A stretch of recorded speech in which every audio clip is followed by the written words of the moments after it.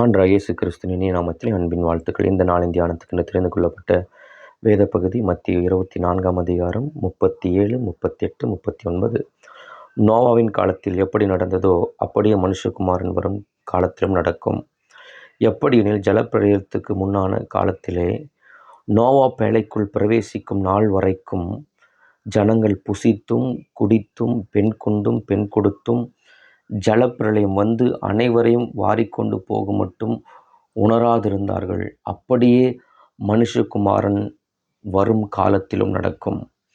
ஆம், எனக்கு அன்பான தேவனுடைய பிள்ளைகளை, இந்த நாட்களிலும் நாம் வாழ்ந்து கொண்டிருக்கிற கடைசி காலத்தில் வாழ்ந்து கொண்டிருக்கிறோம். அவனுடைய வருகையின் காலத்தில் நின்று கொண்டிருக்கிறோம். கடைசி மணித்துளிகளை நின்று கொண்டிருக்கிறோம். ஆண்டவராகிய இயேசு கிறிஸ்து சீக்கிரத்தில் மேகமிதில் தோன்றப் போகிறார்.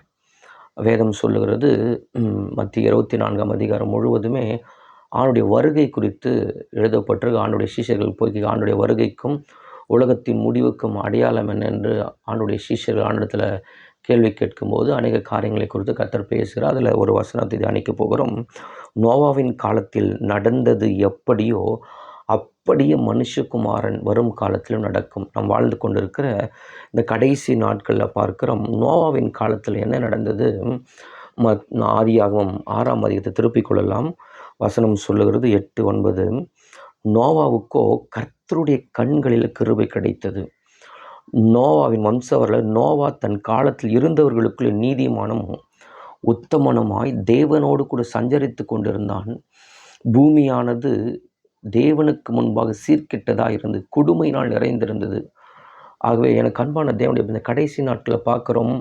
நோவாவின் காலத்தில் நடந்தது எப்படி அதே தான் இந்த நாட்கள் நடைபெற்று கொண்டிருக்கு. பெண் கொடுப்பதும் பெண் எடுப்பதும் அநேகர் நடைபெற்று கொண்டிருக்கிற காரியங்கள். அப்புறம் குடிக்கிறது, புசிக்கிறது, இதில் தான் கான்சன்ட்ரேஷன் இருக்குதே தவிர கர்த்தருடைய வருகைக்கு ஆயத்தமாகிற ஜனங்களை இந்த நாட்களில் பார்க்கிறது மிகவும் அரிதாக இருக்கிறது. நோவா காலத்தில் எப்படி நடந்துச்சு அதே தான் இப்போ நடைபெற்றிருக்கும். நோவா காலத்தில் என்ன நடந்ததுன்னு சொன்னால், வேத பண்டிதர்கள் 120 ஆண்டு காலமாக நோவா பிரசங்கித்தார்.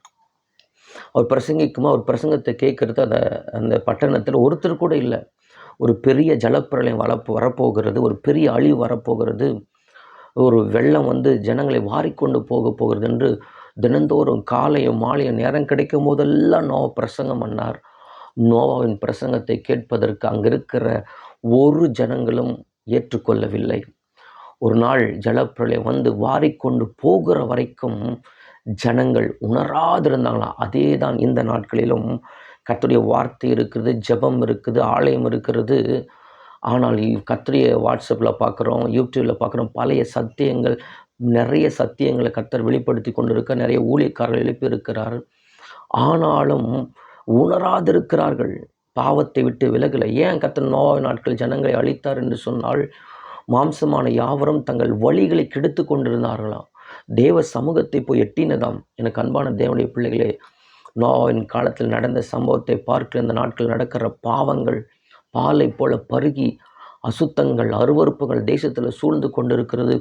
கர்த்தரை அறிந்திருக்கிற பிள்ளைகள் நாம் வருகை காயத்தப்பட வேண்டும். இருந்தது போல் நாம் உணராதிருக்கக்கூட, உணர்வோடு கூட கர்த்தரை தேட வேண்டும், கர்த்தரை தொழுது கொள்ள வேண்டும். கர்த்தருக்கு பயந்து நிச்சயமாய் அவரோட வருகைக்கு எதிர்பார்த்து காத்திருப்போம் என்று சொன்னால், நிச்சயமாய் வருகையில் கர்த்தர் கைவிடாமல் நம்மை அழைத்து செல்வதற்கு வல்லமையுள்ளவராக இருக்கிறார். நமக்கு ஒரு காரியம் தேவை, உணர்வுள்ள இருதயம் தேவை. நான் பிரசங்கிக்கும் போது அங்கே இருக்கிற ஜனங்கள் உணர்வற்று இருந்தாங்க. ஜலப்பிரளயம் வாரி கொண்டு போகிறதுக்கு உணரலை. நாம் இந்த நாட்களில் பல சத்தியங்கள் இருக்குது. நம்ம உணர்ந்து வருகை காயத்தப்பட்டு வருகையில் பிரவேசிக்க கர்த்தர் நமக்கு உதவி செய்வாராக.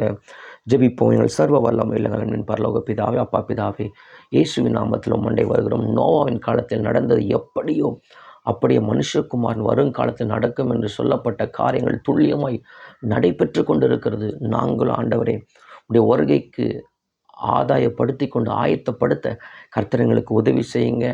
கர்த்தர் உணர்வுள்ள இருதயத்தை கொடுங்க. உம்மை தொழுது கொள்ள, உம்மை நம்பி ஆண்டவர் எல்லா காரியத்தில் ஜெயம் எடுக்க, பாவத்தை விட்டு விலகி பரிசுத்தமுள்ள வாழ்க்கை வாழ கர்த்தர் எங்களுக்கு உதவி செய்யுங்க.